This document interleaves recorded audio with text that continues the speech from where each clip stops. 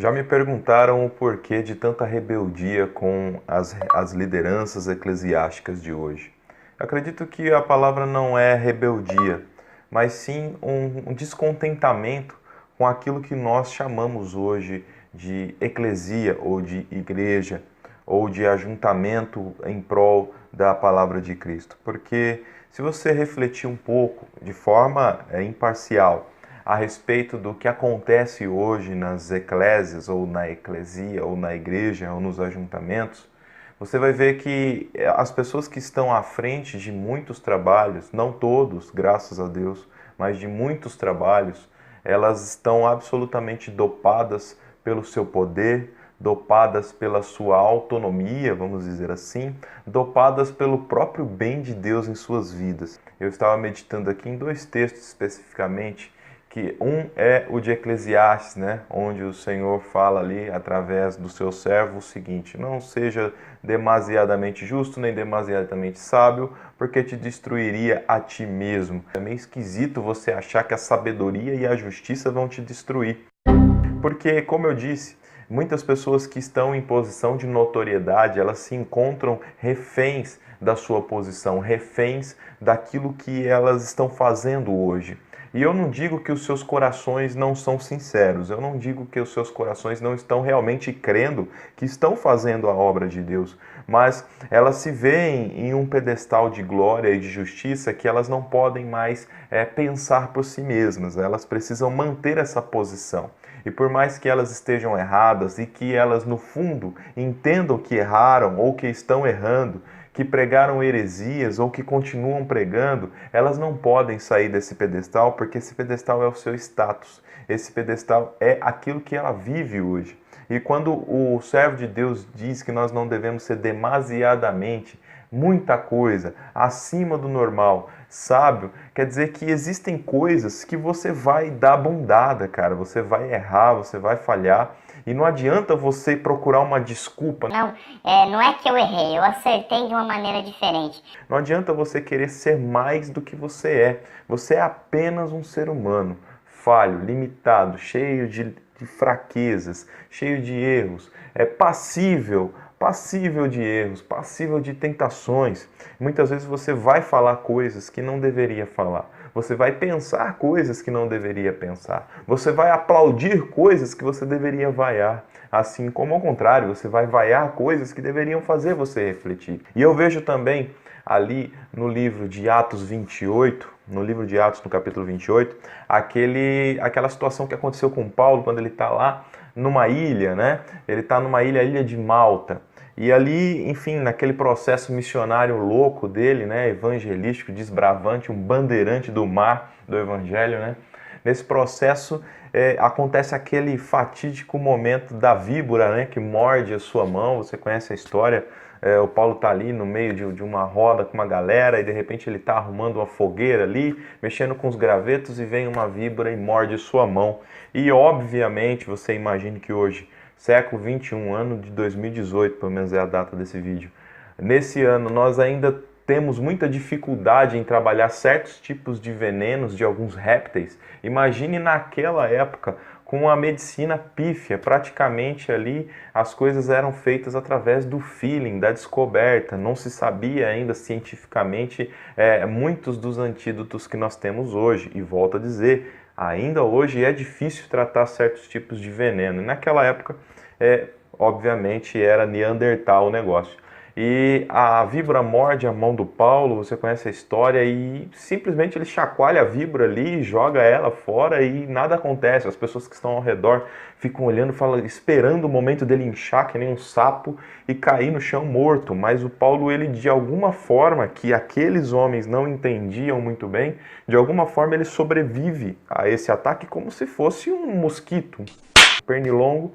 E nada acontece com Paulo. A partir daquele momento, os homens conseguem, ou passam a ver, melhor dizendo, o Paulo como um Deus, como alguém com poderes sobre-humanos. E realmente existiam grandes poderes em cima de Paulo, mas não do Paulo. da misericórdia de Deus que de alguma forma estava se revelando ali para aquela ilha que era uma ilha completamente virgem no quesito evangelho. As pessoas não conheciam a Cristo, muito menos a verdade a respeito de Deus, eles tinham as suas crenças pagãs ali, não é? O que isso tem a ver com demasia de justiça, demasia de sabedoria? O Paulo, naquele momento, ele alcançou um status diante daquele povo que, volto a dizer, era um campo completamente aberto ao evangelho, que não tinha nenhum tipo de informação de Deus. Ele estava fazendo a obra missionária de Deus, e Deus deu a ele uma oportunidade de uma tela branca, de ele desenhar ali, de ele fazer ali uma nova história naquele povo. Ele ficou o tempo que era determinado a ficar e depois cascou fora, foi embora. E por que ele não ficou? Se ele tivesse ficado, ele teria sido exaltado a um ponto que ele seria o sumo sacerdote da ilha. E por mais que ele estivesse pregando o evangelho genuíno, ele se tornaria uma autoridade máxima eclesiástica naquela ilha. Aí você pergunta, ele estaria pregando o evangelho genuíno? Sim. Só que as circunstâncias fugiriam completamente do controle de Paulo. Se ele fosse, entre aspas, colocado num pedestal como sumo sacerdote, ou pelo menos como sacerdote daquele lugar, mesmo que ele estivesse pregando o evangelho genuíno, ele estaria num lugar que não é dele. Ele estaria usurpando, ele estaria sendo déspota de algo que não é para ele. Ele não era o Deus, ele não era o Cristo, ele não era a palavra, ele era apenas o mensageiro. Infelizmente, falo com dor no coração, mas pouquíssimos líderes, pouquíssimos anunciadores, pouquíssimas pessoas que conhecem o Evangelho e pregam o Evangelho conseguiriam lidar com o sucesso, conseguiriam lidar com o poder, conseguiriam lidar com a autonomia. Por quê?